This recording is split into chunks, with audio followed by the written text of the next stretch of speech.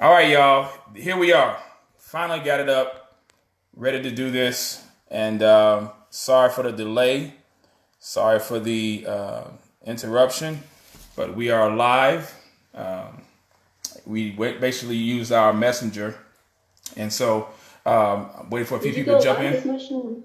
Yes, yeah, I'm live. Yeah, it's probably a little delay. It's probably a delay. You should get yours in just a second. You got it now? Yeah, because I see everybody coming in. All right, come on in. Come on in, everybody. Come on in. Come on in. Come on in. Yeah, there we go. Come on in. All right. Stop doing it, Delilah. All right. I keep hanging. I see everybody coming in. Oh, that's you. Yeah. Okay. Yeah. Get that feedback out of there. All right. Okay. Come on in. Okay. So. All right. Yeah. Sorry, let me turn my phone. Yep. Turn yours down. Yep. Okay. Okay. All right. So, everybody, thank you for joining us tonight. I have my sister in the Lord, special guest, Dalila Mosely. Some of you may know her, some of you may not, but after tonight, everyone, by God's grace, will know her because she has a story and she has an experience, a very truthful, objective, fact-based, irrefutable perspective and experience that she will be sharing with the body of Christ regarding her membership at Adamant Believers Council, ABC, under the leadership of Craige Lewis. And so, Delilah, thank you. And I really do mean that from the bottom of my heart. Thank you so much for deciding to speak up and to speak out regarding this issue of abuse, of manipulation, of the negative effects that you may have experienced being a member of ABC. So I wanted to give you this opportunity, and again, what you are doing right now is unprecedented, and I say that, sister, because of the simple fact that you are the very first person to come forward to share your story. I don't know how long you had to wait to have this opportunity to do so, but I do believe that we don't operate by coincidence. We operate by God's providence and sovereignty. So therefore, this is a purposeful moment. This is a moment that I believe God has allowed us to have our paths to cross and conjoin. And so I wanted to, again, publicly thank you, my sister, for being bold, for being courageous, for being a woman of integrity, and being a woman of honesty and truth by sharing your story, sharing your life, because again, we don't know how many people are going to be affected by this. And so I just want to personally thank you, sister. So introduce yourself again, let people know a little bit about yourself. And by the way, ladies and gentlemen, this is an off-scripted discussion. We don't have I don't have any list of questions. Whatever I feel I want to ask her. This is a off the cuff, off the dome, freestyle conversation, but from the heart. So you're going to be in for a blessing. I pray that your hearts and your minds are open to the truth of what you're going to be receiving on tonight. So, sister, go right ahead. All right. First of all, hello, everybody. My name is Delilah. I'm 26 years old, and basically I will be sharing with you all, I will be sharing with you all what happened to me at ABC and how my situation was so poorly handled by the leadership there. Seiko, so you want me to just start from the beginning of everything? You can start right. Yeah, you start wherever you feel led to start at, sister. Okay. Absolutely. Y'all ready? Let's get it. Okay. So, like I said, my name is Delilah. I was a member of ABC. I was invited. I'll just go down everything. So in the beginning, I was invited to ABC by a couple. Their name is Herman and Sequoia. I was their waitress at Papados, and we had a conversation, and they invited me to the church. First thing the Sequoia told me was she'll send me the address because I wouldn't be able to find it anywhere. Didn't think anything of that. So my first day I went to ABC, it was November 9th, 2014. I was introduced to the girls that were close to my age and the guys, including, and I'm going to call him George because that's his name. I was introduced to George's son, Landon. We would all usually hang out after church and sometimes at George's house. I would from there get better acquainted with Miss Anne Marie and Miss Sabatha. After a while of sitting under the church and hearing the creation role message, I bought into it. I was very new in the faith, and I was also very young. I think I was 22 or 20, probably 22 at the time. It was easy for me. Sometime later, we had an annual skate day at ABC. We had a skate day at ABC. It's where lost my train of thought. Okay. We had a skate day on a Sunday where that's where I met my now ex-husband. That's where he first approached me. And from there, after a couple times of talking, we decided to date. I did ask George about him, but George told me that he didn't really know him that well. I had a closer relationship with George and Miss Sabatha than my ex-husband did. Let's just keep that in mind for future references. On August 16th of 2015, me and my ex-husband got married. And this is where the real story begins. Throughout our marriage, and very soon, I saw him change into a completely different person. He seemed more angry and controlling. He was very verbally abusive. He called me names. He talked down on me and my family. He would always would point out what I wasn't doing right in the marriage and how I was the reason he was so unhappy. I couldn't talk during our conversations or give my opinion. I couldn't see my friends that didn't go to ABC at all and wasn't allowed to have any social media during the time that I was married. I put up with the verbal abuse for a while, and over time I became very numb to it. But the main thing I was being taught while I was in the church was I pleased God through pleasing my husband. So that's why many of the times I would just pray about the issues that we had, and not even praying much about God changing him, but God trying to change me so I could please him. Let's see. But no matter how hard I tried to be a good wife, he continued to get angrier and more aggressive as time went on. Many of the times he would get into arguments with me on Sunday mornings, and he would leave me at home, and I wouldn't be at church on Sundays. And, I would have to tell people at the church who texted me back when they were concerned that I was just sick, and I was just dealing with, I just didn't want to come to church because I was sick. There's a lot of babies there. So he also started to be a little bit more forceful and started grabbing me more, just more over time. And I just put up with that and just kept putting up with it. Being that I wanted to be counseled by older women, I would go on lunch dates with Sabatha and tell her everything I was going through. And her advice to me was, I'm stronger than I think I am, and I'll be okay.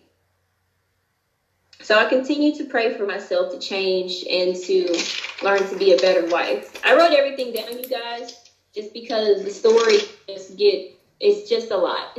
So for the sake of clarity, sis, let people know who is Sabatha. What is Sabatha to you, and what was her role in the church? Miss Sabatha is George's wife. I love Miss Sabatha. She was a very sweet woman. Anytime that I needed to talk to her about anything that I was going through, she was there. We would go out on lunch dates, and she would pray and we would talk. So she was someone that I thought that I could count on. So That's my relationship with Mr. Betha. I don't know who's putting laughing emojis, but you can leave this chat if this is so funny to you. Not to be hostile or anything, but this is a very serious situation, and you're laughing. And if I see it, I'll block them. Simple as that. But go right ahead, sister. So after about another year of enduring the verbal abuse and emotional abuse, trying to put on a smile on Sundays for others so I wouldn't embarrass him. So he says, because Pastor, taught women that, you shouldn't put your husband in a position where he's embarrassed or people are asking what's wrong. But I'm only human, and I'm only going to be able to play a role or play a lie for so long. I could see that I was trying, but he just seemed to get angrier as time passed, and I won't get into the details of what happened, really, about the abuse, but, people want to blame me and say, well, what did you do? What did you do to make him attack you? And, if you know my character at that church, I'm very quiet. I'm not an angry person. I'm not a clamorous woman. I just go to church. I try to be nice to everybody. I always volunteered and was always trying to be in service. I, kept a lot of the children when they had ABC date night. So a lot of people knew me at the church. So I won't get into much detail about that. Just know that I was physically abused by my ex-husband. So from there on, kind of in shock, some time passed, and I went to P31. And after P31, I told Mr. Betha what happened. I went to Mr. Betha and told her what happened, and she told me to call Pastor George. So I called George and told him everything that happened. George Lewis told me to call and go to the police. So instead of going back home that night to my ex-husband, I went to two police offices. One was the actual Lucero jail in Dallas, but that's not where you file police reports. So I had to go somewhere in Deep Ellum, all by myself that night, and I filed the police report there. And this is at the time where I was still working for Louis Vuitton, but I was about to transition to working at UT Southwestern, where my ex-husband actually works. And this was on March the 3rd. I was at work that day, and I had got a call from Miss Amy. She had asked me to send her a picture of the police report that I had filed. I don't know what she needed it for. She says that Pastor told her to get it, but here's that. Uh-oh. Yeah, you gotta back up a little bit on it and get a little. Because I would show it on my end, but since I'm doing the live off the screen, it won't be able to show. But you have the evidence right there for those who know. And if we need to put it in the chat, we'll put it in the chat later if it's not visibly seen. But you can see her fingerprints right there. Absolutely, there it is. Great. That's the police report. So that is the police report that I sent to Miss Amy, who asked for it. You all can see the date. It's March 3rd, 2017. Again, I don't know why she asked for that, but I guess she sent it to the pastor. He was just trying to confirm that I did do that. So let me see, back to, that was just one evidence, because, people want to say that I'm lying about this. Mm-hmm. So there's one receipt. So during this time, I'm with my dad. I'm trying to reach out to Pastor. So I just covered this. At worst, I get a call from Miss Amy asking if I had the case number for the report file, which I sent her. I asked her for, and so while me and Miss Amy were on the phone, I did ask her for advice because, I just went through a very traumatic experience. Mm-hmm. I got physically abused by a man that was supposed to be protecting me.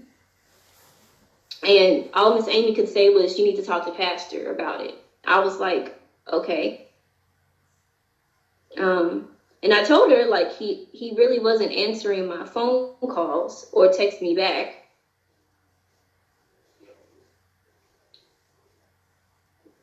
So So he wasn't returning my phone calls or my text. So I reached out to Miss Sabatha, who also instructed me to ask Pastor. I told her he wasn't answering me back, and we kind of stopped from there. Let's see. More time passed, and I still didn't hear from him. My ex-husband gets taken to jail for the charges I pressed against him the first time in jail. So this is the first time that he went to jail. I was told this by the detective that was handling the case. So he went to jail. I think he went to jail for the first time for maybe like a week or two, and he got released on bond. So more time passed, and I didn't hear from anyone, not even my friends at ABC. So I had a group of girls that I hung out with, Tasha, Lacey, Alondria, Shay. Didn't hear from any of them, but, they're still carrying on in the group chat like everything is okay. So after my ex-husband got out of jail the first time, I was alerted by the jail that he had been released, and I received this call on my phone from the detective letting me know that, hey, he's been released on bond, but these are his, he's been told not to come near you. He's been told not to contact you until, the case is settled. Let's see. And I received this call when I was leaving work. So I'm texting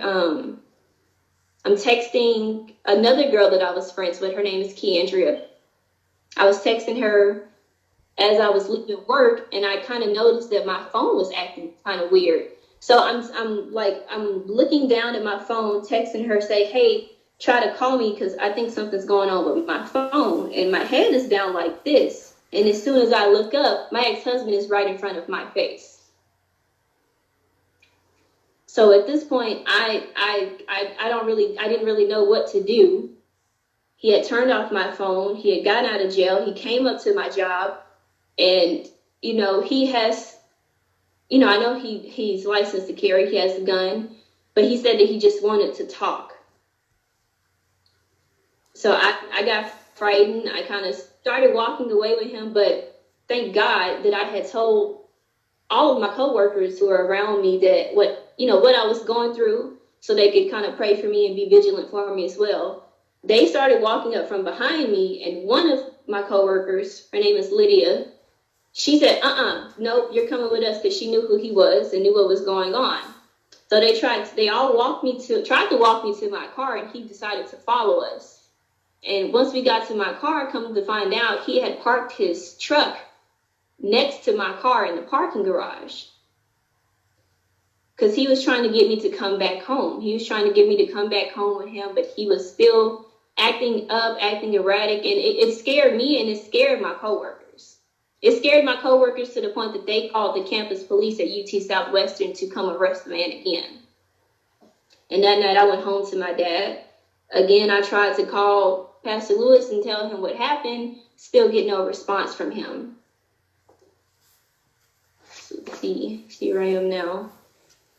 Yeah, again, y'all, I apologize for take your time. All the back and the flipping, because it's just I gotta stay on track. It's a lot. Yeah, take your time. Yeah, let's see.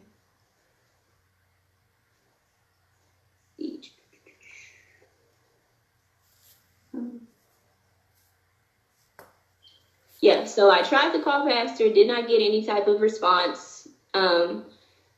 I wanted some type of support or spiritual advice to handle everything I was going through. Remember, I had been physically abused and had no one but the Lord to talk to. I hadn't been to church just due to the fact that I didn't want people asking me where he was. Just trying to wait to talk to George about his behavior and how he didn't listen to the police. Let's see. How he violated his bond by coming near me after he was released from the jail.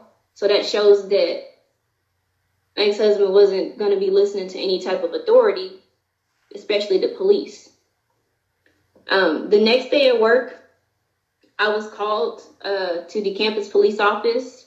I was told that he had been arrested again while he was at work for violating his bond, and was told that the campus police had now contacted the Dallas police, and the Dallas Police Department issued me an emergency protective order against him. And that was issued on April 13th, 2007. And for anyone that thinks I'm lying, I have it right here. And, you know, I'll just hold that up. Case number and everything. And this was issued by the police department. This is something that I didn't go out and do because earlier in the year at the same workplace, the UT Southwestern, the same situation happened, and the girl ended up getting shot. So everybody was more concerned. It's like my job was more concerned about my safety than the actual church was, but we'll get there. Let's see. Yeah. So this time he was in jail for almost 2 months. Still no contact with pastor.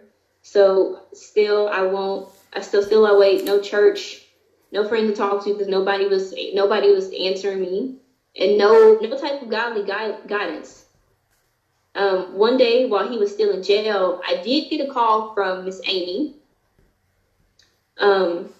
I'm mostly asking her why it's not Pastor Lewis calling me, so I could keep him up to date on what is going on. I thought he cared at the time. My conversation with Miss Amy didn't last long that day. She was trying to convince me to forgive my ex-husband, and kept stating that ABC doesn't believe in divorce. And she preached to me that all people fall short of the grace of God and all of this. And I'm just like, Miss Amy, I understand where you're coming from, but y'all don't even know what's going on. Y'all don't know that he's in jail again. Y'all don't know the tactics that he's doing to try to control me. And it would really help if someone was here listening to what I'm going through to just give me some type of godly advice, you know, just some type of guidance trying to go through this. So I got upset. I haven't talked. No, you're fine. Nobody said anything. Go ahead. You're fine. Okay.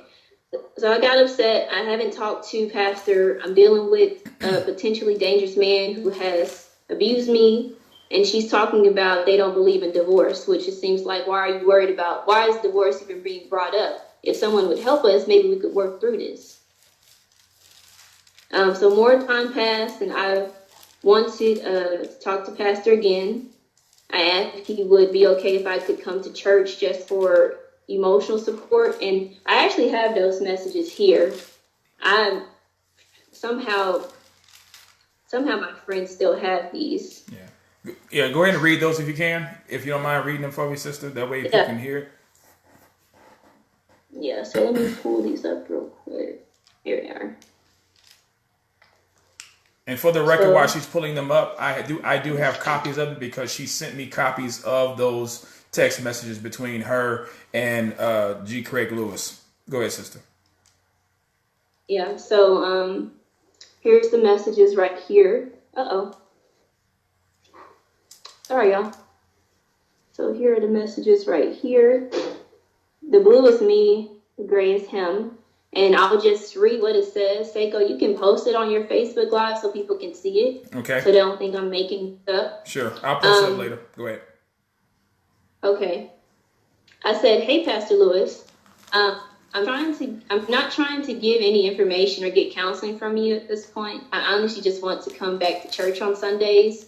With everything I'm going through, it's really hard not being able to come to church. I won't even have to be seen. He didn't respond. I don't know what date I sent this on, but the day that he responded was April the 27th. And this is what his response was to me. Sorry. He says, we will let you know when you should come back, but enough time needs to pass. There are accusations from both of you going around the church, and that's something we do not want to affect the membership. You need this time away. We are praying that you work this out with your husband. That's all we can do right now. Be blessed. So I'm going to break this down because I had so many questions at the time. First is we will let you know when we can come back. Still haven't heard from them about that. He said there are accusations from both of us going around the church. So I'll stop right there. How are accusations going around the church from both of us if he's in jail? Right. Right. This is something that we don't want to affect the membership. Why are you worried about the membership? Are you not concerned about a person a wife that's being abused by her husband? You know, these are the questions that I still have to this day, and I don't understand. And that was April 27th. Mm-hmm. So I can really go off of notes from here. Let me see. Yeah, off of my notes from here. So that was April the 27th. That was the last time I reached out for anything because that just shocked me. I wasn't expecting that. So the last time I reached out to him again, it was June 1st. I said, hey, Pastor Lewis, whenever you get a chance, I really would like to update you about my situation, please. A lot has happened in the past month, and it's been extremely hard having no support from my church. He never responded. So from there, do you have any questions for me so far, Seiko? No, but I do have one. You said 2 months without contact from the church. Does that mean two months without contact from G. Craige? Say that again. You went out. Yeah, I said you had mentioned that there was 2 months without any contact from the church. Would that include G. Craige Lewis when you was mentioning about your husband being, at the time being in jail, and there was still no contact, no correspondence from the church leadership? Yeah. So he got picked up, and I don't know if it was a month or two. He was in jail for a very long time. Okay. And I'm not sure if he was in contact with my ex, but I don't know. But just while the time that he was in jail for the second time, there was no contact from anybody. Like, nobody. Okay. And the church was aware of the abuse. The church was aware of the physical abuse. They saw the reports that you were able to supply them with.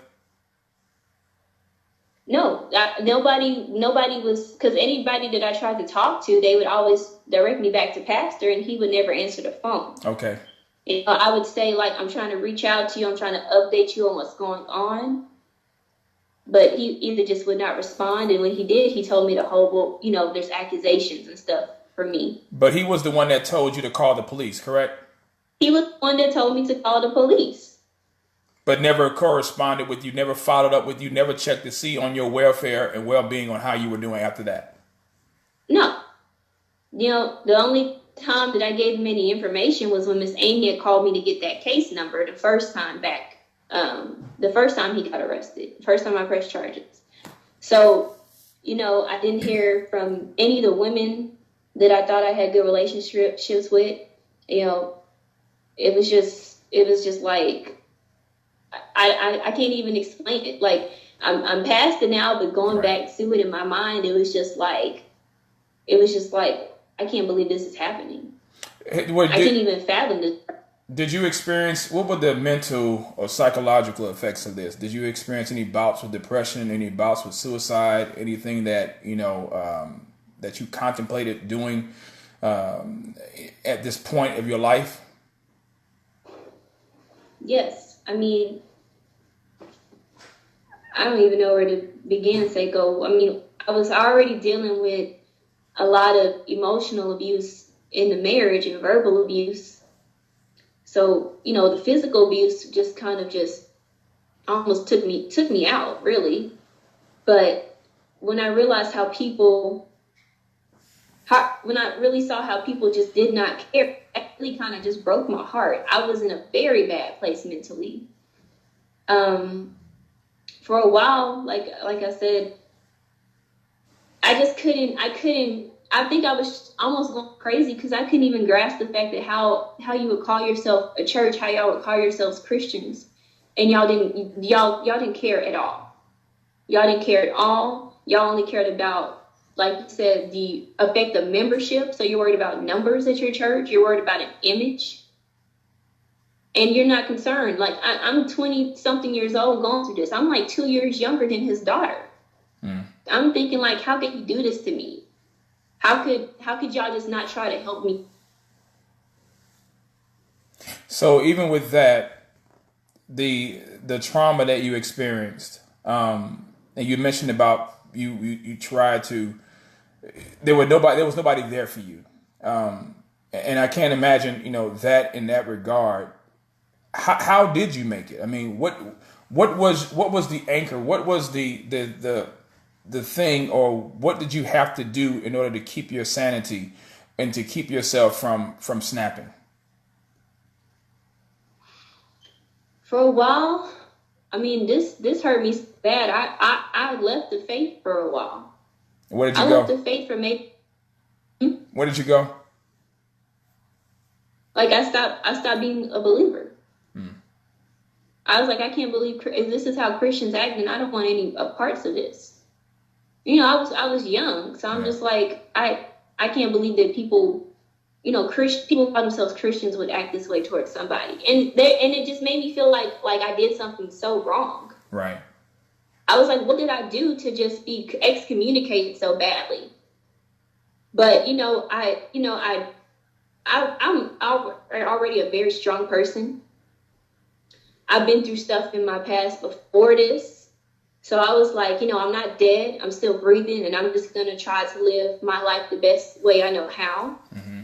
So from there, I started just going to work. I started making new friends, and, I just started to live my life. I traveled. I went to many different states within that year, which leads me to a whole nother episode. So as I'm in the world now, just trying to live my life and forget about it, I was invited, me and some of the girls that I was friends with, still friends with now, that I met through work. We went to go see Beyonce. And I know, oh my God, Beyonce, evil, hip hop bad, whatever. I went to go see Beyonce. I'm going to hell for it. And y'all can stay mad about it. Went to go see Beyonce, so we're posting pictures and we're posting videos, and you guys, let me just go ahead and pull it up for him, Seiko, before I even... let's get it. Let's do this. You already know what this is about. So, Anissa, you know what this is about. Let me see if I can find it. So, the next day from... that hot girl summer hush. I got him. Okay, he good? Is he good? Marvin, is Marvin okay? Oh yeah, no, that was funny. Oh, okay, okay, all right, okay, all right. I'm checking. All right. Nobody can make me mad at this point. So, all right. So let's see. So the next day from the concert, I get a DM. It says EX Ministries. And EX Ministries is represented by who? Yeah, for those who don't know, EX Ministries is led and ran and started by who? Yeah, Marvin, you're just joking.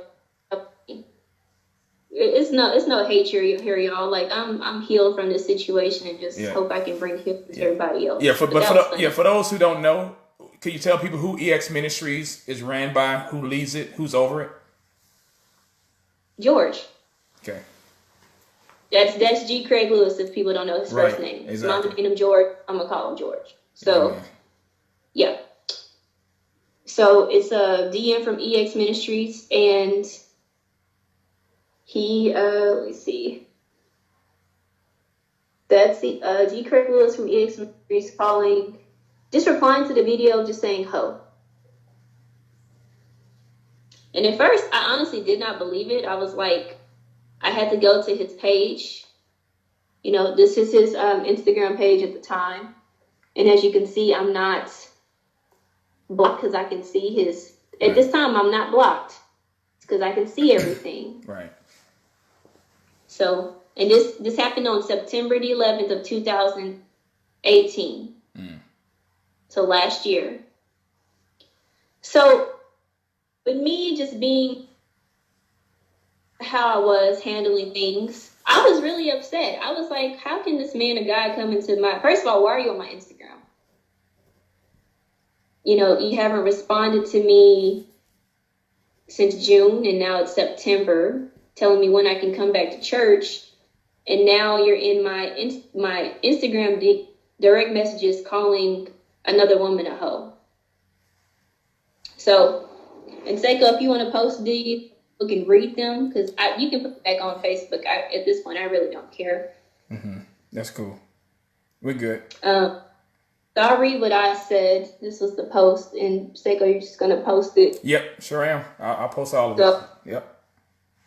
I said, I'm trying to figure out why my ex-pastor, because I was calling him my ex-pastor at the time, because I'm not going to claim a pastor that didn't help me. Right. Or do anything. So I said, I'm trying to figure out why my ex-pastor is on my Instagram calling Beyonce a hoe in my DMs. Where was this energy when I needed help from you? The misogyny, okay? The misogyny is jumping out, and I tagged EX Ministries. My cousin Kai had reposted it on her page, and then kind of set a lot of my family members off, because my family knew what I was going through and how he just did not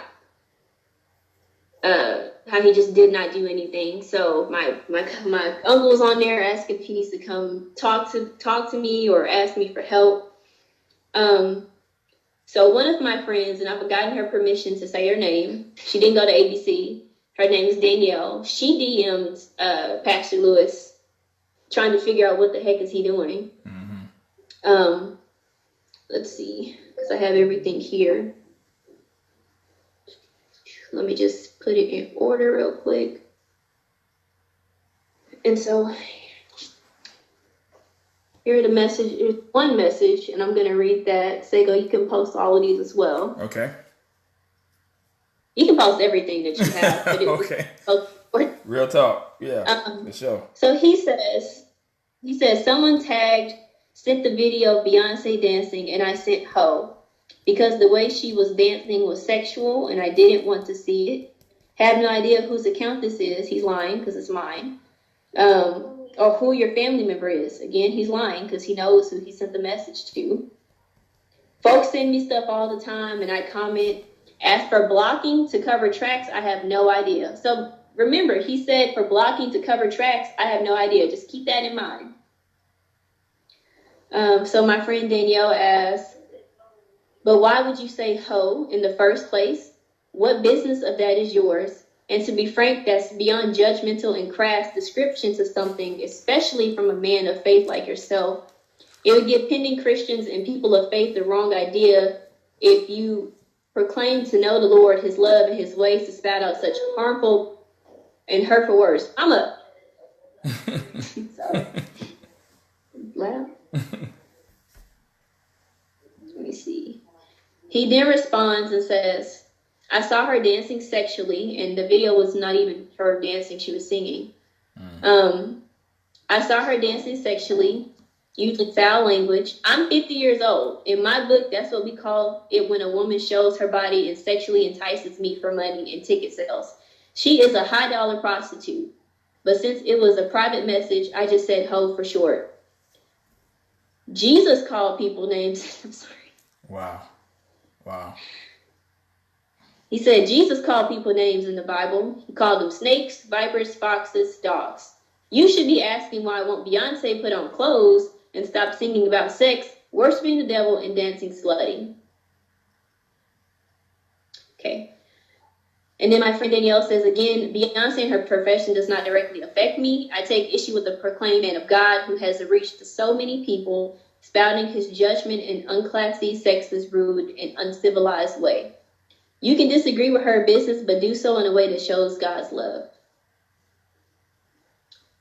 So he then says, it's all good. We don't have to agree, but I wish no harm on you guys or the people cussing me out. I have a cousin named Amber who's crazy, and she doesn't really play about me. So she probably was in his DMs cussing him out. She's not. I can't control my family and how they want to defend me. So sorry. Then he goes on to say the reason Delilah was blocked was because she was in litigation with the police and authorities. We do not get involved with domestic disputes that involve the police. We let the authorities handle it. We are instructed by law to not get involved in those types of disputes between husbands and wives. I'll be praying for all you guys. Bless you. So Seiko. I'm here. So remember in the first message, he didn't know what. Right. He didn't know what she by blocked. Right. He said she was blocked, but now I was blocked because I was in litigation with the police, who you told me to contact. Exactly. So more confusion, more lies, basically. Let me add this one point also as well, because he did a sermon or a true church perspective about you and the incident subliminally that same week. Yeah, that same week. And that's what he does. He throws these little sub shots in his so-called sermons and about people. And so those who are not aware, they won't know. But those who do know that he's talking about people. And so he mentioned, or in a subliminal way, mentioned the incident and you without mentioning your name. But people who know about it knew it was you. And you can also talk about, if you want, the conversation with between you and Jay Bryan as well regarding that same incident as well. Oh, he's next. Jay Bryan is all right. next. Let's get it. He is next. I'm going down the line. On deck.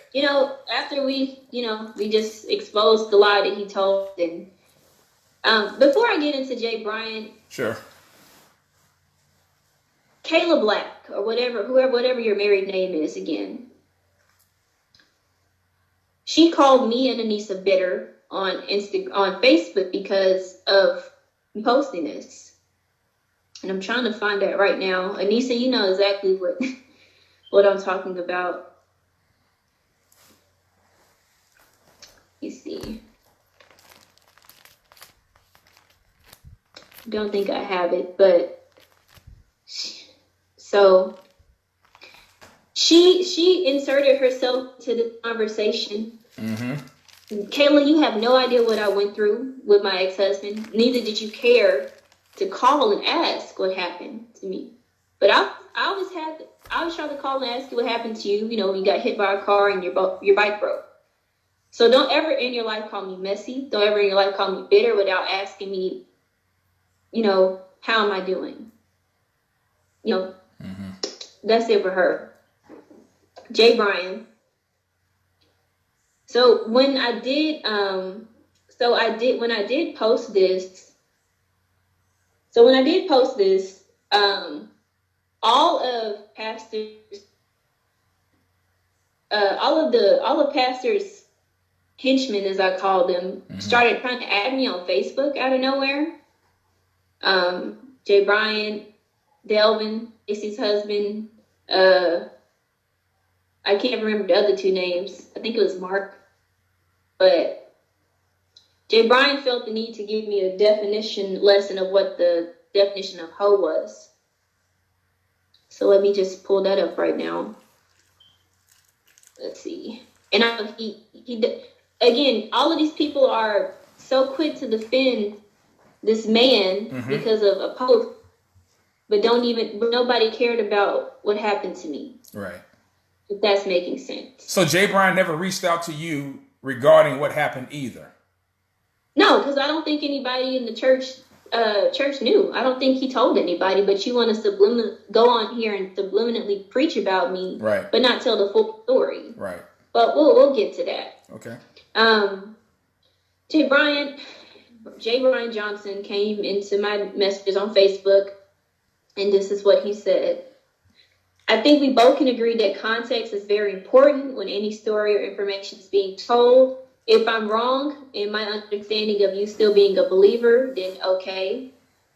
But until then, I would approach this differently as a believer, meaning, why would you get a DM for your ex-pastor? You wouldn't. Why not find out what's going on first? He said that post has your family and friends excited for no reason, laughing emojis.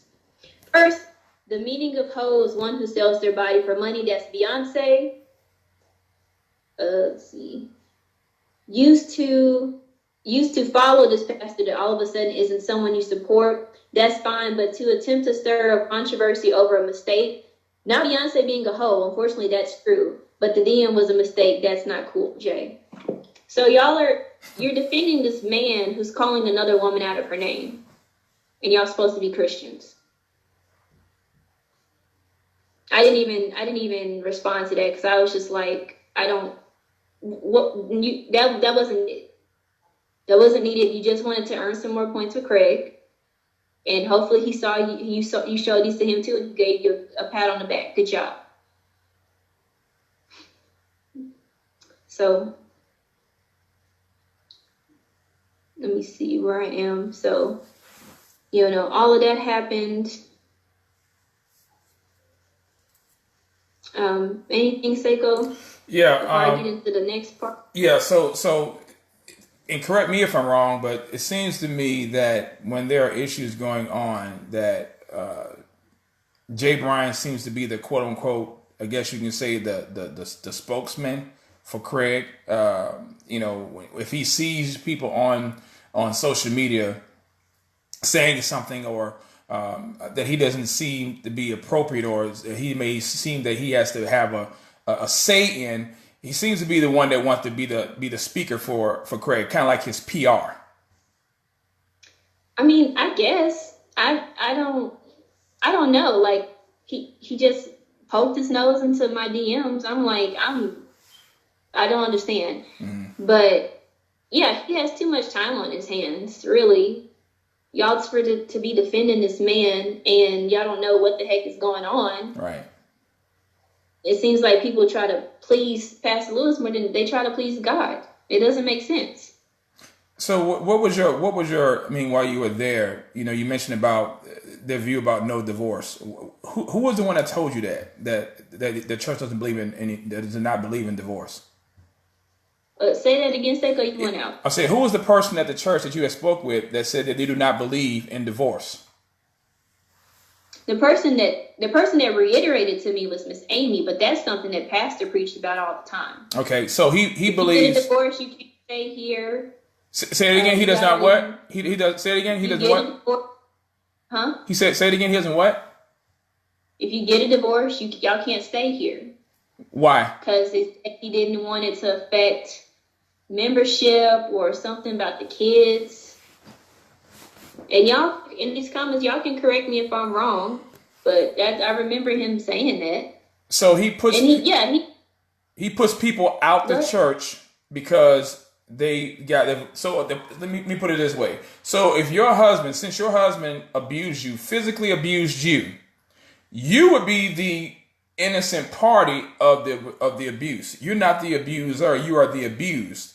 So you're saying that right. he would put both parties out because they got divorced. But correct me if I'm wrong, what happened to your ex-husband in light of your divorcing him? Where is he at now? He's still at the church. What church? He's still at ABC. The church that you were... My ex-husband, the one that abused me, went to jail. I was told that I can't come back, or I was told that they would let me know when I can come back, but they let him back. And I don't know how long he's been back. So it's like, what the heck is this? What kind of church is this? So you're put out. So you're put out the church, right? So you're basically excommunicated without being charged with a sin. Yes. So hold your point right there, because I want to read something. I want to read something for the audience, okay? And take a swig of your tea while you're doing that. Okay. Matthew 18. This is the passage that churches are to employ and are to apply when there are issues of clear, unrepentant sin. Matthew 18, verse 15. And if your brother sins, go and reprove him in private. If he listens to you, you have won your brother. That's step one. Step 2, verse 16. But if he does not listen to you, take one or two more with you, so that by the mouth of 2 or 3 witnesses, every fact may be confirmed. That's step 2. Step 3. And if he refuses to listen to them, tell it to the church. And if he refuses to listen to even the church, let him be to you as a Gentile and a tax gatherer. So, my question, sister, is this. You're telling me that you basically were kicked out of the church for something you did not do. Based on your story and based on your testimony and based on your experience, your husband sinned against you by verbally abusing you, by physically abusing you, by spiritually abusing you. You try to bring it to your husband's attention that what he's doing is wrong. You went to the church, got witnesses. So you went to step 1, 2, and 3. They failed in step 2 and 3, but treated you like you were the one in unrepentant sin and applied step 3 to you. Is that the correct conclusion that I'm drawing from your situation so far? I'm not at the church. He still's there. So, yeah. So how can we call ABC a biblical church when they treat those that are still in unrepentant sin as though they didn't sin, and treating those who didn't sin as those who are in sin? We don't. That's not a church. Okay. You can go ahead. Continue. Just wanted to put that out there because this whole issue that I've noticed, you're not the only one, Delilah, that have been told to leave the church for a while. I don't see that in Scripture. I don't see in Scripture where God's people, his sheep, that are looking for solace and safety and refuge are told to leave the place where they're supposed to be fed, nourished, and helped from until further notice. But you still have the offender, you still have the violator still participating and still enjoying the benefits and the quote-unquote blessings of that. I just don't understand how that is justified and how that was going on for so long. Well, I think a little bit after the whole Beyonce incident, that was back in September, my ex-husband actually called me around this time last year. I can't remember if it was November or December, but me and him had a conversation. He finally apologized for what he did and his actions. And I forgave him at that point because, there's no reason to hold on to it. Right. And I forgive for myself. I don't forgive for other people. But I was not going back to him because of the actions he portrayed of, turning my phone, all this control and stuff. I'm not for that. Right. So, I was like, Crit, I don't want to say his name. That's fine. But I was like, I forgive you. And, we kind of joked on the phone and everything was cool. And then he told me this. He said, I'll have to let Pastor Lewis know that I spoke to you and that, that we talked. And I was like, you're going to you still talk to Pastor Lewis? He's like, well, yeah, I still go to the church. That's when I found out. I found out from him himself. Okay. So I asked him, I was like, why, what? Like, you're still at the church?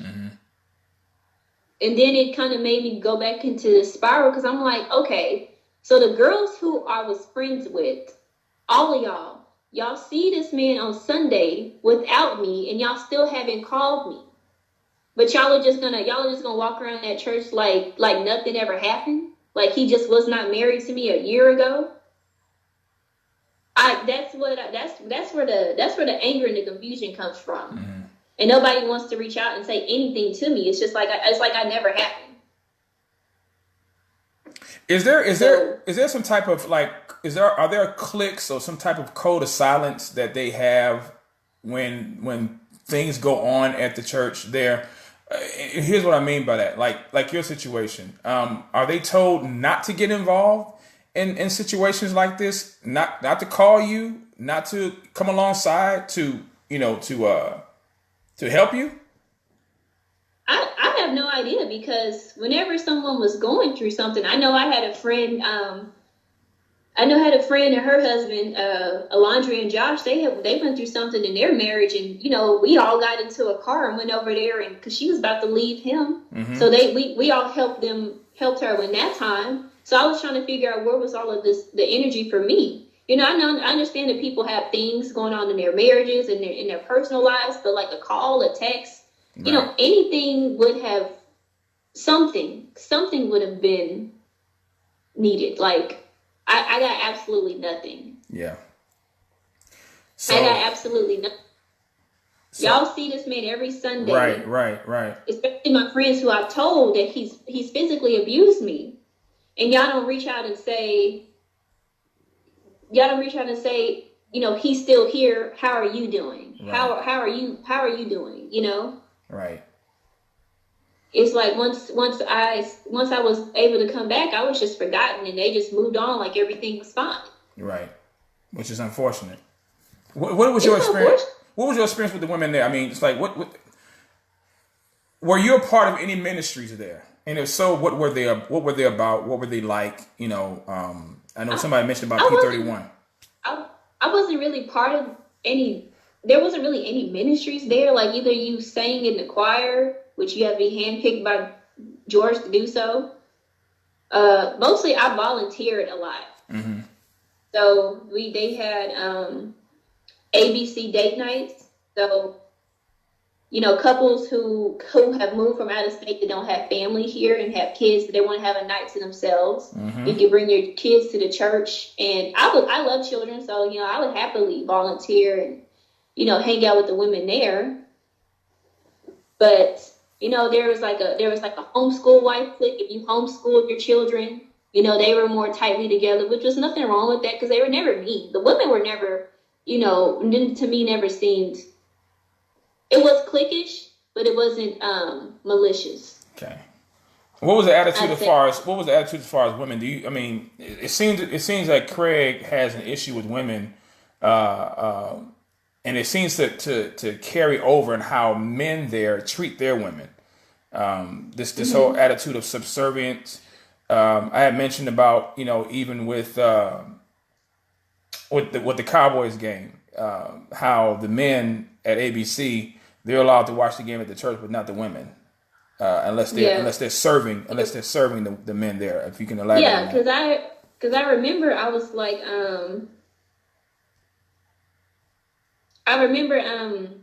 because we would always say like, all right, y'all ladies, what are we gonna do while the men are watching football?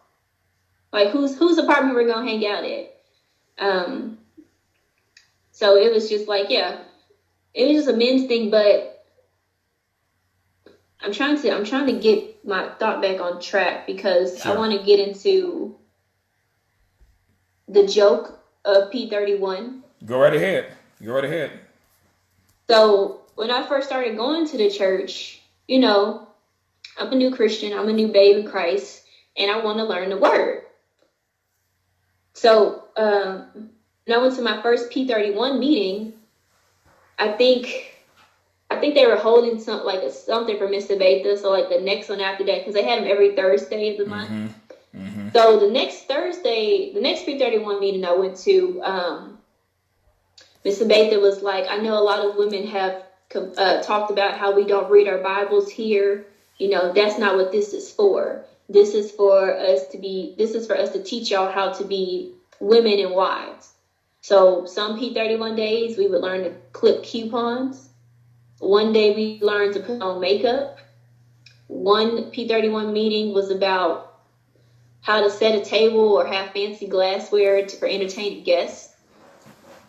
Once a year, the pastor would come in and he would do a Q&A. So we would be able to write down an anonymous question, and he would read it out loud and answer. he would only answer the questions. He would only answer the questions that he wanted to answer. So, if it was a marriage question, he would answer that. But I would specifically be asking how to deal with a very angry husband. Mm-hmm. He would read it and he's like, I don't want to answer that. He said he didn't want to answer that question? He's like, I don't want to answer this. Why? Why not? I mean, he never explains himself. He just, I don't want to answer that. And everybody's like, okay, you don't have to answer it. It's like what people are so desperate for his, I don't know what they want from that man. So people are asking questions in a Q&A that he knows questions are going to be raised to him, but he chooses not to answer questions because he just don't want to answer it. He just don't want to. He's like, I'm not going to answer that one. I would say this: if it was a question that he didn't want to answer, he would tell that person after he read the question to email him, but he would never respond. I've emailed that man so many times. And it wasn't even like things about my mom. I mean, it wasn't even things about my ex-husband. It was sometimes just things about my mom. Because me and my mom didn't really have a good relationship. We have a great relationship now. I love my mom. Yeah. So it's just like, how can I bring my mom? How can I bring my mom to the faith? How can I, do this and that? But he would never respond. But I understand. Take your time. So P31. So these women, they weren't taught the Bible. So why they call Proverbs 31 women? Basically for the wife part. Pastor Lewis always said you please God by pleasing your husband. So that's what he said? He said that all the time. Y'all can put in the comments. Y'all know he said that. You please God by pleasing your husband. You please God by pleasing your husband. So the blessing as a woman comes through you pleasing your husband, not by being obedient to God, and your husband gets the blessing from that. He says by pleasing God, you please your husband? Yeah. Creation wrong, all that stuff. So and I guess my concern about just that statement in of itself. His elders never pulled him to the side and said, brother, Doc, maybe that can come off as slavish. It can come off as abusive. I mean, who is he accountable to? Who is he accountable to? Who? He would say that he has men in his life that hold him accountable, but I mean, who? We never know. We never knew who it was. So he has these elders, right? I mean, how many elders does he have at this church? I know this elder Ken. He made Julian the first deacon. We only have one deacon, I think. Elder Trent with the glasses. And so those are I could think of. Okay. He made Jay Bryan something. I can't remember what he made Jay Bryan. This I guess is a question that I have then, because I'm trying to. Is it his cousin Moses? I can't remember. So he has no accountability then. I mean, I guess that's. I mean, he has no accountability at the church. So he's the head guy. Yeah. If anything's happened, go to pastor. This happened, go to pastor. This pastor. So why have elders if he believes he's above elders when the elders and the pastors are both synonymous? And I guess I need to make this clear, because that's he's a youth pastor. That's one of the reasons why cults, exist, because when you have one person at the top and this whole hierarchical structure where there's one main guy and then there's elders, instead of having pastors and elders on the same level because they share equal authority, then this is why people like Craige Lewis is able to do what he does and is able to say the things that he says, because there's no accountability. Yeah. I mean, there was one time that he preached about how women were supposed to give themselves sexually to their husband. What do you mean by Actually, that? he didn't. Mr. Baker said this. What did she say? She said it at P31. You know, she said your husband's made you mad and you're crying and you're laying in the bed and you sniffling and he grabbed your boob, you gotta give it up. That's what she said. I was like, that's what she said. Wow. She said that. Can I read something real quick from a book that may help some people regarding that statement that you just made? Yeah. This book is called Not Under Bondage. Okay, hope you can see it. This book is called Not Under Bondage. Okay, and the author's name is Barbara Roberts. And I want to read just briefly, just for a moment, because I want this to be on the air and I want this to be recorded on tape.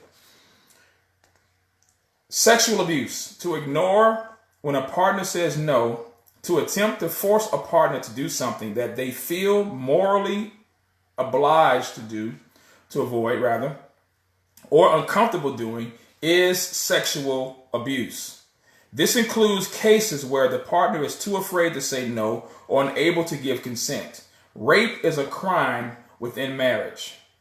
Some abusers expect sexual willingness immediately after an incident of abuse or violence. Some indulge in suggestive behavior that they know the other person dislikes. Some men are addicted to pornography and masturbation, but as a result of it, either deprive their wives of sex or want to play out pornographic scenarios on their wife. Some women treat sex as a bartering tool to get their way into something else. If you do this, I'll reward you tonight, end quote.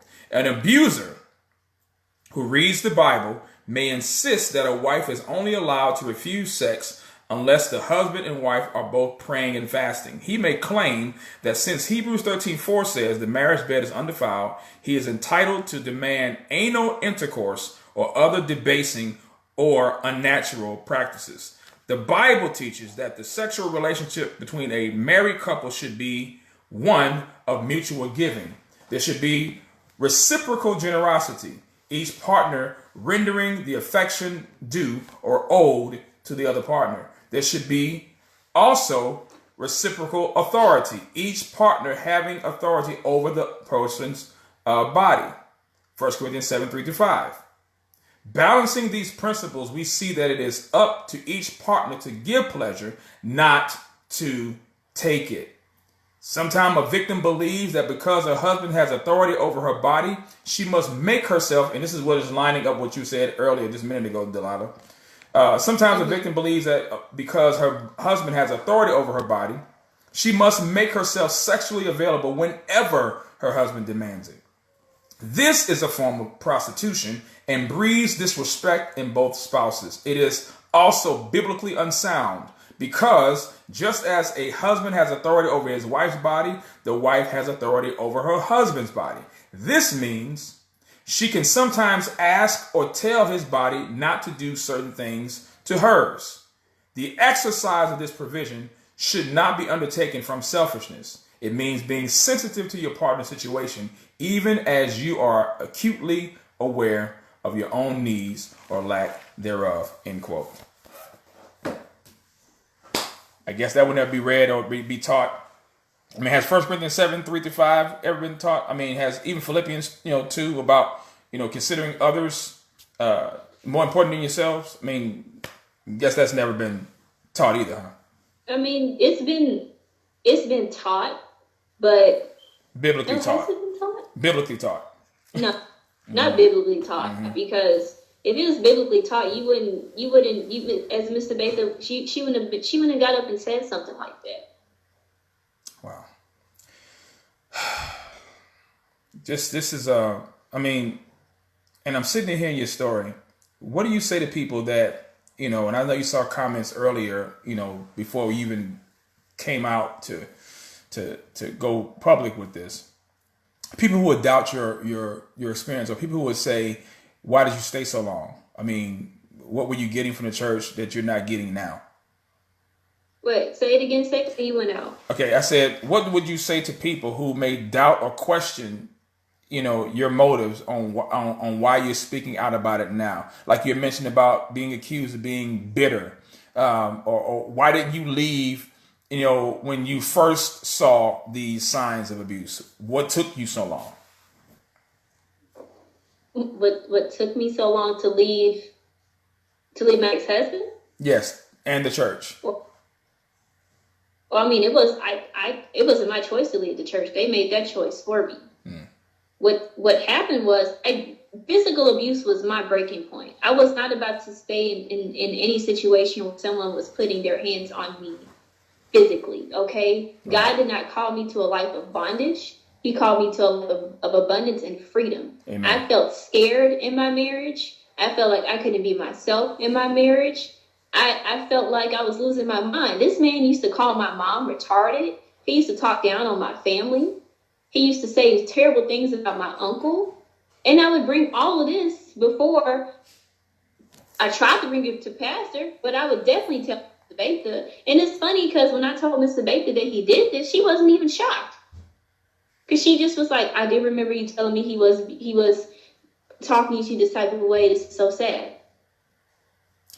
But now, you have Miss Amy calling me, talking about we don't believe in divorce here. Miss Amy, you're divorced. You were remarried to Pastor Ken, to Elder Ken, and y'all in that church. So why are y'all there? He has favorites. Okay. He has favorites. So, what would you say to Craige, to Jay Bryan, to the elders, in light of?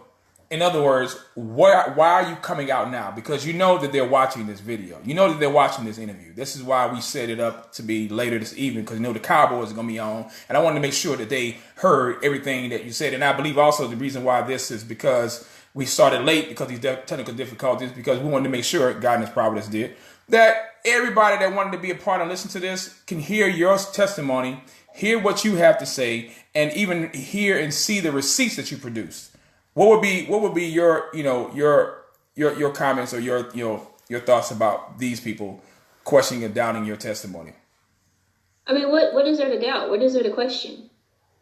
Because it's not like I was benefiting from. I was benefiting from the church, but it wasn't like some type of money gain or I was just genuinely a member.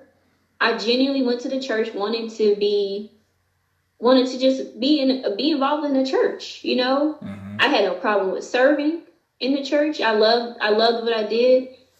So it's like, what is there to poke holes at? What would I be lying about?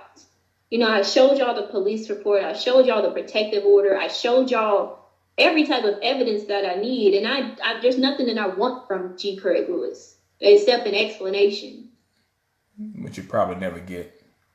I'll probably never get it. But at this point, who cares? Because I don't want to go back to that cultist church any. And why do you call it a cult?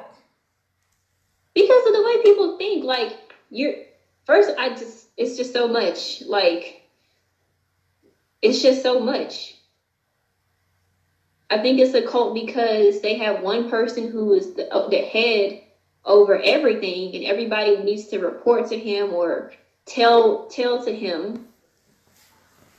And he's not accountable for anybody and then I don't think he kept this whole situation of me quiet, but I don't think the elders care because y'all, like I said, my ex-husband is still there walking around every Sunday and I'm not there. Y'all know who I am because they knew me before they even knew who he was. Like, I used to go to this man's house. So not even the fact that you knew me before you knew my ex-husband played any type of a factor for you. And I really don't think he likes women. No. I can count on how many hands I was called Jezebel in my marriage. And you say he don't like women because he called you. Has he called other women Jezzies that you know of? Not that I know, but he preaches it a lot in his sermons. Mm-hmm. If your woman is running around doing this and that and clamoring, she's Jezzy. Jezzy He's always talking about how Jezzy doesn't like him because he's he stands up to Jesse. I'm like, no, you don't. You're a coward. You told me that the whole Beyonce situation, that it was an accident that you sent the DM to me. So, like, come on, sir. You told us the FBI came to your house when you were little because you hacked into stuff. You know how to use Instagram. And whether it was a mistake or not, all you have to do was say, my bad. Like, he doesn't apologize for anything. So he calls his mother Jesse. You heard that before? You know that before? You ever know that? He called his own mother Jesse before. He did? Yeah. Because he believed his mother was Jesse, for controlling his father, who he couldn't stand either. He couldn't stand his own father. So I guess it's funny to me in a sad way that he talks about creation roles. He talks about male leadership and female submission to male leadership and all this other kind of stuff. When his own childhood and his own family, he had no respect for. So the very first commandment with promise, honor thy father and mother so that thy days may be long upon the earth. He didn't even do that. Calling your mother Jesse and then having a disdain and a despising attitude towards your own father, but yet you want to be someone else's spiritual father is very hypocritical to say the least. I think he's trying to give himself, I don't know, maybe he's trying to be the father that he always wanted, but he's still not doing a good job at it. And I guess that's the sad thing about it, is because, again, how can you teach someone to do what you're not even doing yourself? I mean, you have no authority. You lack power when you're trying to make people be something that God has not created them to be. So, the Jesse comments, I've talked to people, even men, who were insulted because they were single, calling them trash and calling them garbage. But here's the question. Landon is single, is he not? His son? If he's no longer dating, from when I was there, I can only speak on when I was there. Right. When I was there, when I was there, he was dating Teton's daughter. But I remember one time we were at his house, and this was before I had gotten married. Okay. And we were just all in the kitchen. It was me, him, Sabatha, and like all the people that I used to hang out with: Tasha, Correa, Jay, Ian, Landon, me, and maybe somebody else, Jonathan in the background. We were just joking, like, who's next to get married? And I was like, Landon. And Pastor Lewis said, Landon's too young. So I guess it's at a certain age he wants you to get married. Mm-hmm. So, yeah, it sounds like he has some issues that have not been resolved. And I guess my question then to you is, what made you decide to speak out? What made you decide even to have this conversation with me?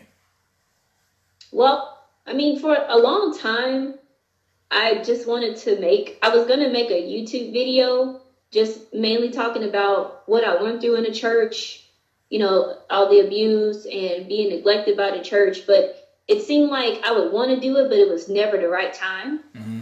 And God was always like, not right now, not right now. You'll get a chance to say what you need to say and move on from it. And even when I first saw you on Facebook, Moses had showed me your page, and I was like, I don't want to get back into this right now. Mm-hmm. I don't. I didn't even want to start focusing on this again. Mm-hmm. But as I went on and I just remember what happened, I was like, nah, I'm about to say this. I'm about to get on here and tell people what happened, because if you're in that church right now, if you go to ABC right now and you know me, you know who I am, and you you still see my ex-husband going around, but you did not reach out to me, this is what happened. They kept the abusive person there, and they shunned me. So I'm sitting on here as a living testimony. It's like, you can live outside of ABC. It's not Amen. The only church in the world. Amen. My spiritual life with God got better once I was out of that church and I healed and I was healing properly. Mm. Just all of this was back in 2017. I hadn't set foot in a church since 2017, since ABC. This past January, I started listening to Pastor Michael Todd of Transformation Church, and he is the pastor that really brought me fully back to the faith. Because even when I was, kind of away from it, you know how God tugs on your heart, trying to get you to come back and saying like, come back to me. And it was like, man, I'm done. Like I would just, all of that would come back into my head of what happened to me. Yeah. So I don't know who sent me a link. He had a series on his YouTube channel called Relationship Goals. And I listened to one and he was talking about divorced people. And I'm just like, oh my God, here we go. He's going to talk about how I'm condemned and how I'm this, and that. And his message was so full of love and talking about just so full of grace and how there's still a future and God can still use you and has a plan for your life. Yeah. That I continued to listen to the rest of his messages.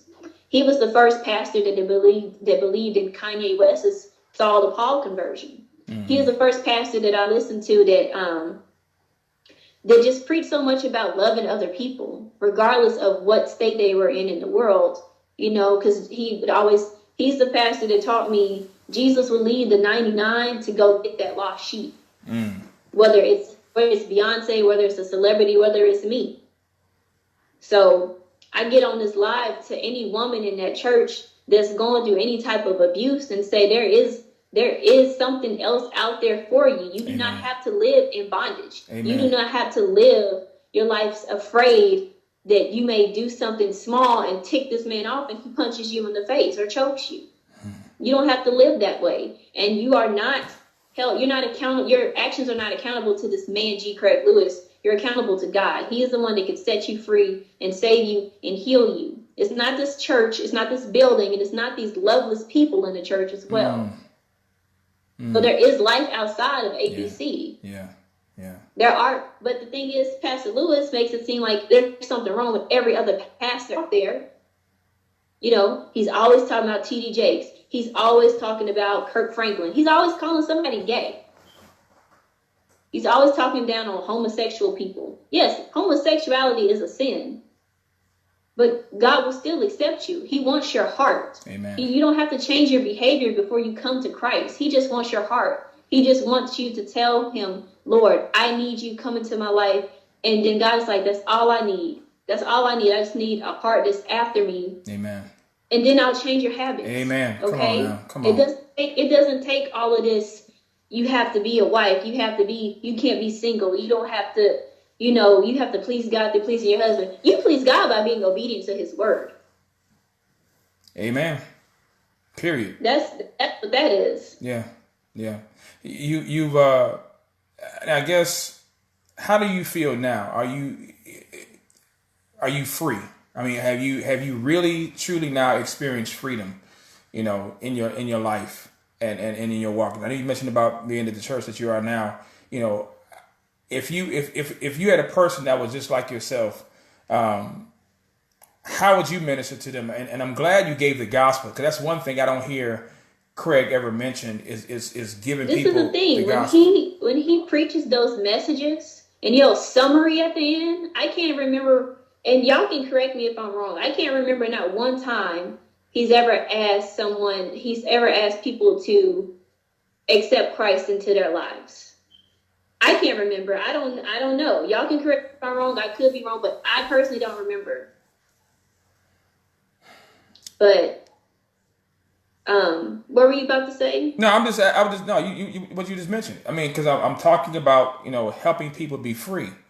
Like that's what the church is about. Like it's like ABC was like, you couldn't have dreads, you couldn't have earrings in, you couldn't have different crazy colored hair, you can't be gay and come to the church. And his excuse was, we don't want the children to see all of that. And my thing is, I'm like, okay, what if someone walked in there with dreads? You gonna tell them to cut their hair off? What if they're trying to seek help, and this is the only refuge that they'll have? Amen. He said earrings were, people who wear earrings were players that carried a spirit of masculinity. And I'm like, I know a lot of great men of God that wear earrings, and they're great husbands. They're great men of God. And it's just kind of like he wants everything to be in a box. Right. So that you only listen to him and not go outside of that. So you had mentioned about so let's talk about this legalism thing for a second, because that's actually what it is. So when I'm reading 1 Corinthians 14, I'm gonna read two passages of scripture because I want to lay some biblical foundation to what you're saying, because I don't want people to think, oh, she's just giving her opinion. You know, he has a right to refuse people to come in because it's his church. Hold it right there, because if that's your mentality, that ABC, if it's a true church, which based on the information we're getting, will be highly questionable, if anything. But let's just say let's just say that it is God's church, but Craige is making it his church by instilling and installing and enforcing rules that we don't see in Scripture. So I'm reading 1 Corinthians chapter 14. And we all know the passages of the Scripture is dealing with tongues and things like that. So that's not the point. The point is that when Paul mentions order in the church, he speaks about how those who come in, he says, what happens if a person comes into the church? Verse 23, if therefore the whole church should assemble, therefore, and all speak in tongues, and ungifted or unbelievers, here it is right there, Delilah, unbelievers come in, will they not say that you are mad? Here's the implication. The implication is the if clause comes in. It's actually speaking in a third class condition, meaning that they could be in that assembly, they could not be, but it's a possibility. So Paul says, what if unbelievers come in? Because we know that biblically speaking that the church is for believers, but Paul says, what happens, or what if the possibility of unbelievers come in? What if you did have a homosexual, which automatically would be an unbeliever? What if you had a person who's a prostitute, which automatically would be an unbeliever? What if you had a person that's effeminate, which would automatically be an unbeliever? Or anybody that we think that would fit the bill of an unbeliever, a person who just does not accept Christ? They come into the fellowship. Paul says how we govern ourselves and how we carry ourselves gives evidence that God is in this place. Right? So if that's the case, if you're putting people out because of appearance, then Romans chapter 15, verse 7, I'm going to read that as well too, because see, some people, unfortunately, who will still attend ABC, they don't understand what expository preaching and teaching is. They don't understand what verse by verse exposition of the text is, because they don't get that. And I'm not knocking, I'm not jabbing them, I'm just stating a fact. I've talked to people, Delilah, that said until they left ABC, they did not even know what expository preaching and teaching was. They thought what they were getting at ABC was preaching. So Romans chapter 15, verse 7, the Bible says, wherefore, accept one another, just as Christ also accepted us to the glory of God. So my question is this, Delilah, and I know you already know the answer, but just for the sake of those who are watching who support G. Craige and defend him to the death, how do you biblically defend 1 Corinthians 14:23 and Romans chapter 15, verse 7, where the Bible says we're to accept one another? Now, I can have a personal preference about earrings or whatever like that, or dress or whatever like that, but I can't bar the door of God's house because I didn't pay for it with my own blood. Christ did, right? So why is that being allowed? Why are these people allowed to do this and to shun people? I've talked to people, Delilah. I've talked to a brother who had an earring, and he said they met that man at the door and told him he had to take his earring out before he could come into the quote unquote sanctuary. Yeah. I don't know. You know, what does that have to do with that person's soul? And they would do it to people who were just like first time visitors who did not know. Like he wants his church to be run a certain way, people to look a certain way, women to act a certain way. And it's when he gets up and preaches, it's the G. Craige Lewis show.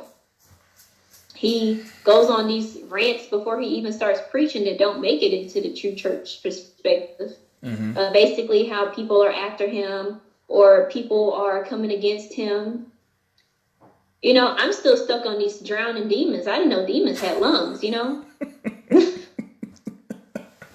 Did y'all know demons got lungs? Or maybe you can give him CPR when he get out of the water because he's supposed to save a life, right? So I mean, yeah, I didn't know that either. But yeah, let me share something else with you about this whole baptism thing because this is now we're talking about his teaching, right?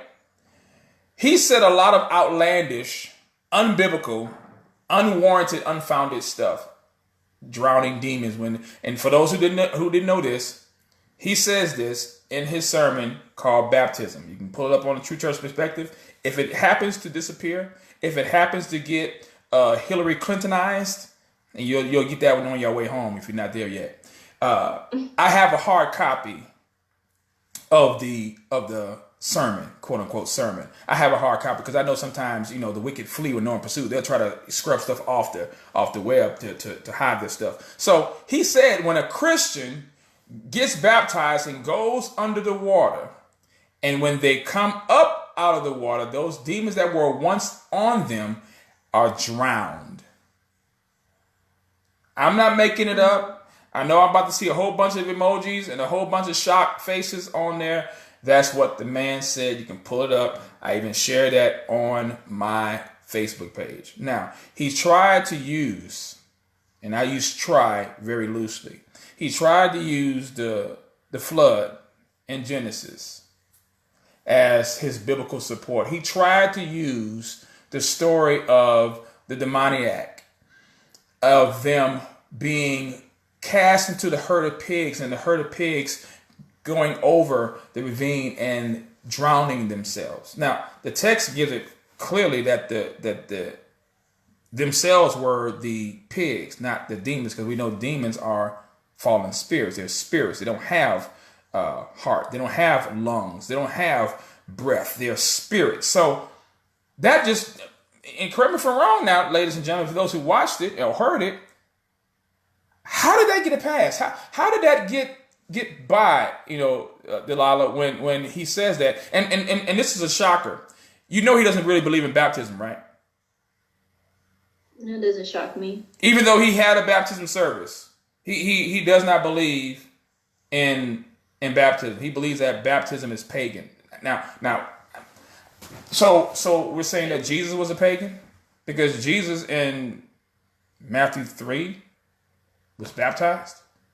I'm trying to understand. I'm trying to understand the kind of teaching that he has been getting away with. Why has it gone unchecked? I think people are I really think people are just afraid of him. Afraid of what? A lot of the members of just Craige Lewis. I'm like, he's a man. I have no idea why his teachings have gone unchecked. Maybe people are too busy laughing at his jokes instead of trying to pay attention to what he's actually saying. I agree. And yelling all the time.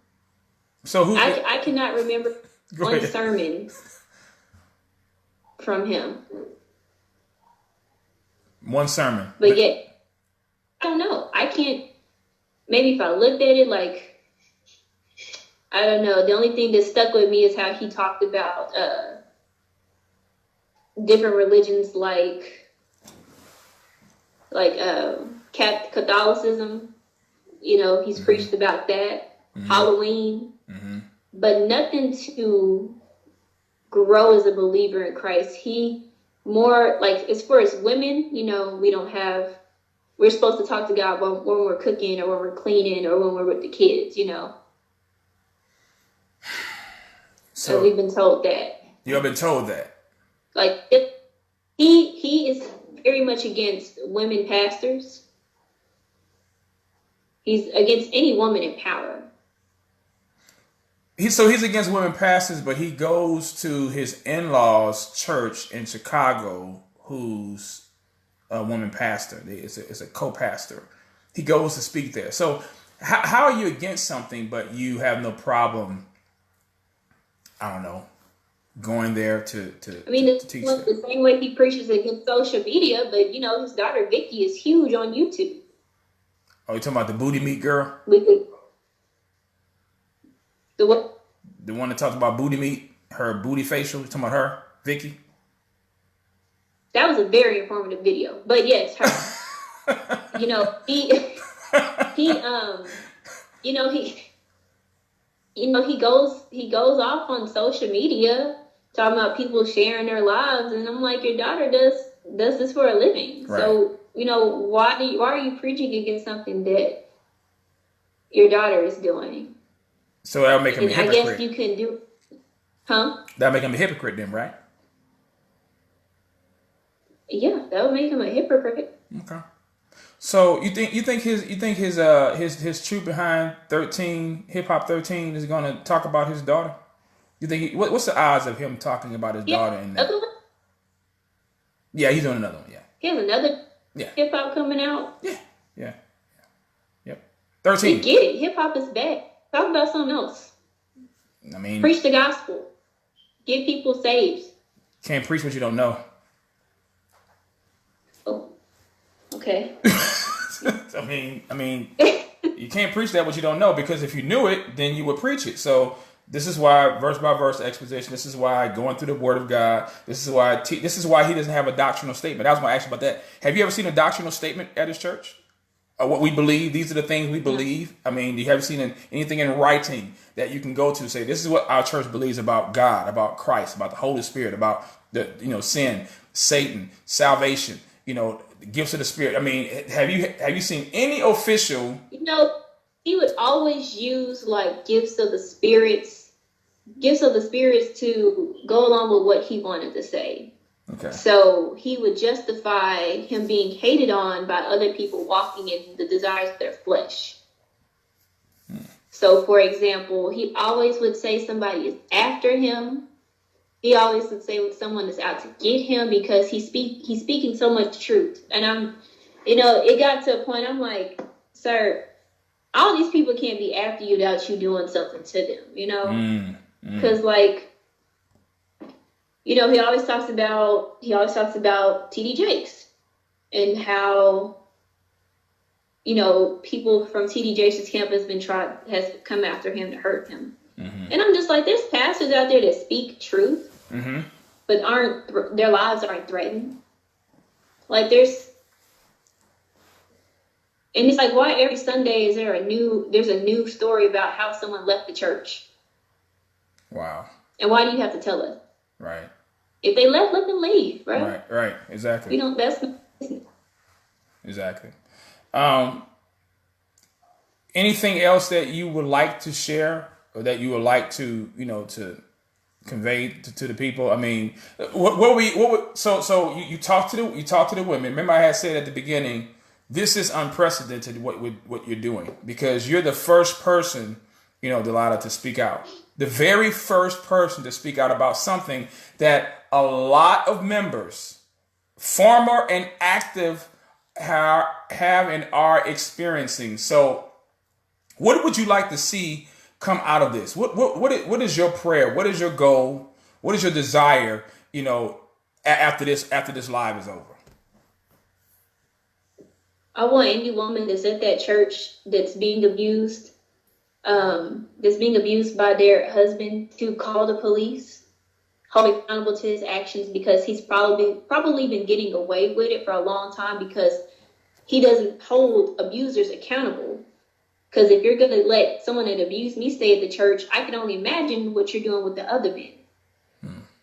Go to the police. What your husband is doing to you is not biblical. It's not right. Go to the police. Hold the men accountable. Another thing I want people to... What was the question? How what would you say to people that, that are there? How would you help people that are formerly, that are former members there and active members that can attest and can confirm what you're saying is true? What do you want to see as a result of this? More people come out. I mean, what would you like to see God do as a result of this? Because I don't think this is going to be the last. I don't think you're going to be the last person to come out and speak out. I would say, like, it shouldn't have been me coming out first as a woman. Come on. There's too many men that Craige Lewis has hurt who are so afraid of this man. That man is nothing to me. I'm not afraid of him. He's just a man. Right. What can man do to me? I serve God. I'm telling you, if you're a man who was in that church, who was, abused by George verbally or any type of way, or he talked to your wife any type of way, you need to come on here and put this man and tell your story and put this man in his place. He can't keep getting away with this. Come on. You know, here I am, 26 years old, and I'm just on here telling my testimony, what happened to me, freeing myself of it, so also other people can be free. Come on. I don't know who else is gonna see this video years down the line, but there's freedom in Christ. You don't need to be there. And as a man, you shouldn't be scared of another man than die for your sins. Wow. Hold on. I gotta write that one down. I'm gonna go ahead and take that quote that you just mentioned. I'm gonna go ahead and see if I can get a little monetization on that. You shouldn't what? Say that again. You shouldn't. As a man, you should be afraid of another man that did not die for your sins. Afraid of another man and did not die for your sins. Yeah, that'll preach right there. I should have me an organ. Listen, we're joking and laughing about that part, but that is so true, because I said this before a couple of weeks ago, and even I think just recently. A bully's fuel is fear and intimidation. That's it. Yeah. You take fear and intimidation from a bully, they don't have anything. They can't run up on you. There's no way in the world. Let me tell you something, Delilah. I love my wife. Been married to that woman for 19 years, been known her for 21. You hear me? Not only do I wish, but I whoosh a man would ever disrespect my wife, call her Jezzy, insult her in my presence.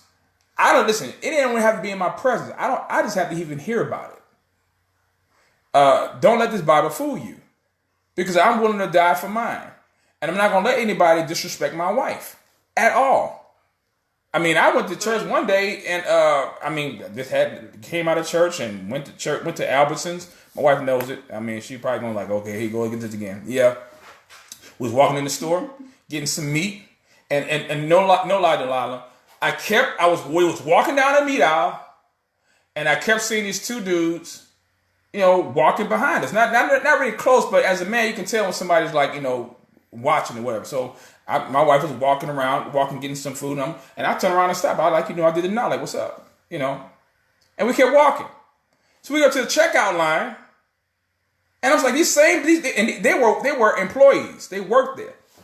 We go to the checkout line, and dude walks up to the checkout line off to the side and starts clocking my wife. And while my wife is checking out and the cashier's checking her out, I'm standing here looking like, I said, man, is there a problem? I'm like Ice Cube, like, is there a problem? Is there a problem? And he's like, no. I said, no, there is a problem. I said, dude, you done followed me and my wife all the way from the meat aisle up to the checkout aisle, and you ain't got nothing in your hands, dog. What's up?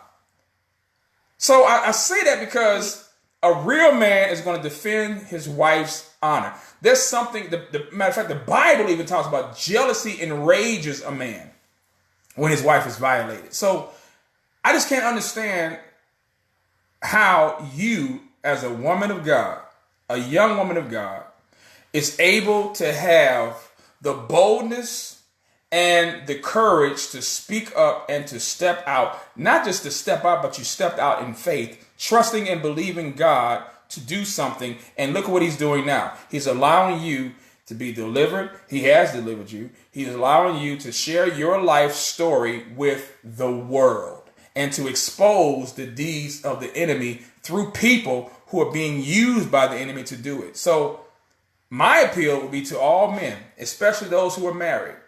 What are you waiting for? Because like the sister just said, you know what this man has been doing. It shouldn't take a woman to defend other men. It shouldn't. It should never, ever. We're called as men to defend women. You want to talk about creation roles? That's creation roles. I don't need my wife to protect me. I'm supposed to protect her from any and everything.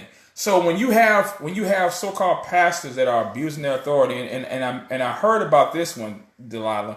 He had this meeting with the men on a Wednesday. I think they do their Wednesday night heroes thing. I'm not really sure how I don't go there, but they had their Wednesday night meeting or whatever. And he was telling the men, this was in light of me doing these videos about him.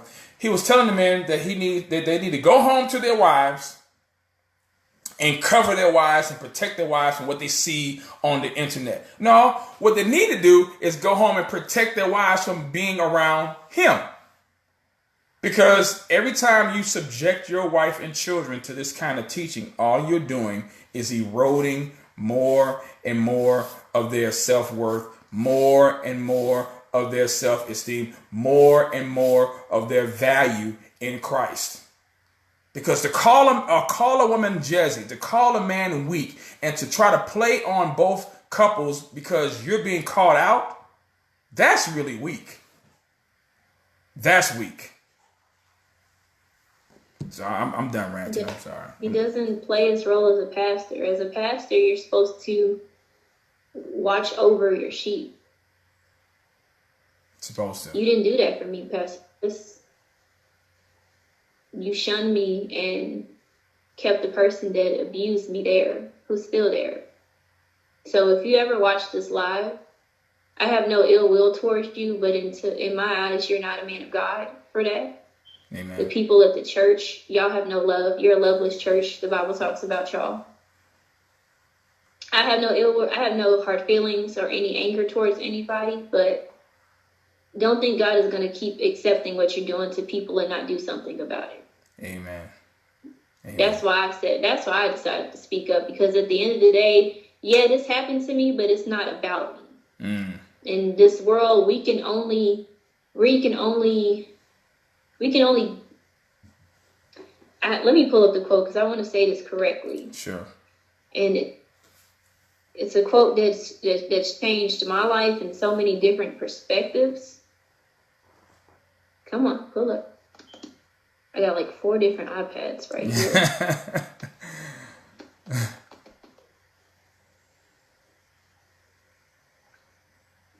1 second. No problem. And it was by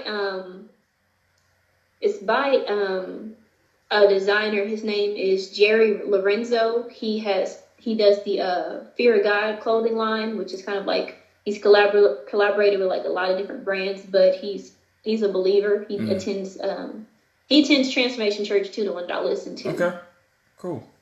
But come on. So they asked him, what kind of footprint do you hope to leave in the world? And he says, you can only leave what you give away. At the end of the day, it's not about me. So if I can give away my testimony and my freedom, I can leave that behind for other people. Amen. Because it's not about me. It's about other people being free from bondage, and people just being free from thinking there's no coming back. Yeah. Because there's at one point in time where I didn't think I could come back. I thought I could never get married again because I was divorced because of how he used to teach. But I can. Amen. Amen. I never thought that I would step foot back in the church again, but I am now. It's a process. It's hard because even at the church I'm at now, it's kind of like I'm reserved. Yeah, unfortunately. But God is building me up, and I'm glad I was able to do this live in a safe place. Because if it wasn't for you, Seiko, if I would have made a YouTube video about this, I would have just got cussed out. I probably would have just gotten shunned and called bitter again. But since there's so many witnesses and people who can attest to what is going on in the church, I had no problem speaking out because I'm not scared. Yeah. So. Well, praise God. I mean, I told you this before. This is not about me either. I mean, people have questioned my motives and why I decided to speak out and why I've gone hard against G. Craige and his church is because I saw, and the Lord has allowed me to see the damage that this man has caused to so many lives. I mean, anytime you have people not just leave their their home from one state and travel to another state across this country. But when you have people leaving their place of home and their place of residence around the world, places like Amsterdam, places like London, places like Brazil, only to come to a place like ABC to be in bondage and to be enslaved because they saw a truth behind hip hop video, and that was the thing that got their attention, and they wanted to, and some of these people, listen, people are searching for truth, but they must know what genuine truth is. And if there's no accountability, you know what I'm saying? If there's no accountability, if there's no checks and balances, listen, Satan tells the truth sometimes, but he's still Satan. Yeah. You know what I'm saying? He's still the devil. He's still doomed. He's still condemned. He will be eternally destroyed one day. But just because you tell the truth once does not mean you're a man of truth, period. And a lot of people, unfortunately for me, when I saw the damage, when I saw, how people were treated, when I saw how he came and attacked Kanye West, and I'm sitting here and I'm saying, well, wait a minute. Why is it, and people can attest to this, why is it that when Kanye does something or when somebody else does something, they're not saved or they're easily targeted or easily attacked on social media, but Craige Lewis can say a lot of stuff and it's crickets from people like Jay Bryan. It's crickets from people like Clemente Sosa. It's crickets from people like Robert Morrell Jr. It's crickets from a lot of these so-called men that know it or profess to know their Bibles, but you can tell they don't because they don't have a biblical defense for the crap that Craige Lewis spews. He spews. So for me, I had to speak out on it because his influence in certain circles, particularly in the black community, is pervasive, right? Especially among young people, because he said it in a sermon one day, that his church is made up of mostly young people. Listen, that's dangerous if you don't understand your word. That's dangerous. So he don't really have any old heads there. You have a whole bunch of young people who don't know their Bibles, and since they don't bring their Bibles, and correct me if I'm wrong now, Delilah, if they don't even bring their Bibles to church, then how would they know and be a Berean to know what Craige Lewis is saying is true?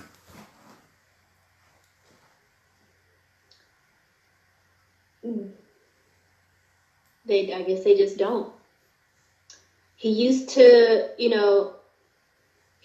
to print out his messages and pass them around, but he put an end to that once he found out that someone was taking the papers and having their own Bible study.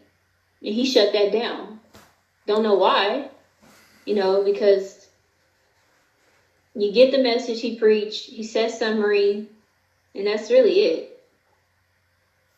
But I really feel like, because I'm blocked from EX Ministry, so I can't really see what's going on, nor that I care, but he's so big on this whole Kanye thing is because Kanye's been his main go-to about hip-hop. Right. So he got to keep him unsaved. So it's like, now that your main money cow is saved and professing Jesus is Lord, which if you confess with your mouth that Jesus is Lord, right, you're saved. You're saved. And even with this whole Sunday service thing, you cannot be around an atmosphere that's uplifting Christ and not get convicted and feel some type of way and come to Christ. You just can't do that unless your heart is just cold, Yeah. And it's like, when did you get so high and mighty, Craige, that you can tell people who's saved and who's not? They have to go through something and prove to you. Right. It's like I said, he acts like if he doesn't approve of it, it doesn't happen. Right. And that's true. And it's like Kanye West. I remember listening to Kanye West Jesus Walks when I was little. And I'm not going to be on Kanye for a long time because he's just like, at the end of the day, Jesus died for everybody. Everybody. He's so bent on calling Kim Kardashian a whore, calling all these women whores. Right. But in your sermons, you used to preach about like the women at the church. Like he's like, y'all used to be whores once, but now you're saved. I'm like, okay, the same thing can happen for anybody else. Right. But since you put these people in your videos, you can't be out here preaching that they can be saved too, because it would kind of make your Truth Behind Hip Hop videos kind of like, well, okay, yes, hip hop is bad. Next. Right. What else you got? Exactly. What else you got? Yeah, like, what else is there? Right. Teach us the word. Teach us about how to go through physical abuse, or something that would be meaningful or help the people in your congregation get through tough times that they have. The fact that you wanted us to go through premarital counseling, but you can't offer counseling during a hard time, I don't understand that. Yeah, I was told also, and I even have text messages from other people that sought counseling from G. Craige, and he refuses to counsel them. I'm talking about people who are being abused. Him and his wife Sabatha have told couples, or told people who are being abused, that I know, they don't want to get involved in that. How do you tell a person? And listen, I got the text messages, and I'm gonna tell y'all something right now. In due time, I'm going to reveal that, and I'm going to reveal the abuser of those text messages that were given to me as well. The issue that I have is, how do you claim to be a under shepherd, a person that you claim God has called you to feed, to lead, and to protect God's sheep, and you won't do that when his sheep are attacked from within? So if you can't do it from within, I know they don't have a snowball's chance in hell of it being done without, because people are crying and asking for counsel, and they're going to the very place that they thought they would get spiritual direction and nourishment and guidance and love and care, and they don't. So your story, Delilah, is not the only story that's out there. And I'm talking about in ABC. I know people right now at ABC who are being abused by their so-called weak, spineless punk husbands. So now I'm calling them punks because a real man doesn't abuse a woman at all. I've never grown up seeing my dad hit my mom or anybody like that. So, you know, and I have to get off here shortly because I have to go. I have to be somewhere right now. Absolutely. But I want to leave. I just want to leave with this, since I want to say thank you for letting me just be able to get on here and tell my story. If anybody caught this live late, because I saw a lot of questions about the Beyonce incident, just go back and watch it. I've answered all the questions, and honestly, I've never felt freer in my life. Amen. Praise God. Praise God. You know, the pastor that I listened to, Michael Todd, he said this was the year of release. And this is honestly really something that I needed to release and get out there. So now I've let it go and I'm free. Amen. And I want everybody else to be free. The men, I'm challenging you to stop being afraid of this man and get on this live too and tell your story. So other people can be free. Amen. There's nothing to be afraid of. He can't harm you. Amen. Sister, thank you. Thank you so much. You know, we're going to keep in contact. This is not by accident that that the Lord allowed our paths to cross. You know, anything I can do to help, I'm here.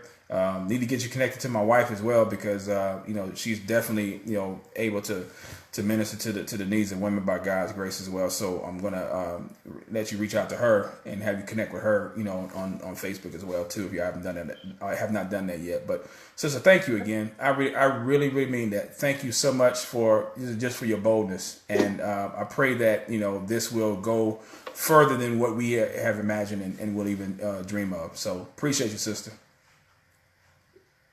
All right, y'all. Uh-oh. So, out. All right, we're going to wrap it up. We're out of here. You guys have a great day. I'm going to inbox. I'm going to send these links to the text message that Delilah had sent on the live. If you have any questions, you want to reach out to me, email me, Saiko Woods, SAIKO Woods with an S at yahoo.com. This will be posted on my YouTube channel for everyone to share on their page. All right, let's support each other. Let's pray for each other. And until next time, y'all know the drill. Whatever you do, do all to the glory and honor of God. God bless.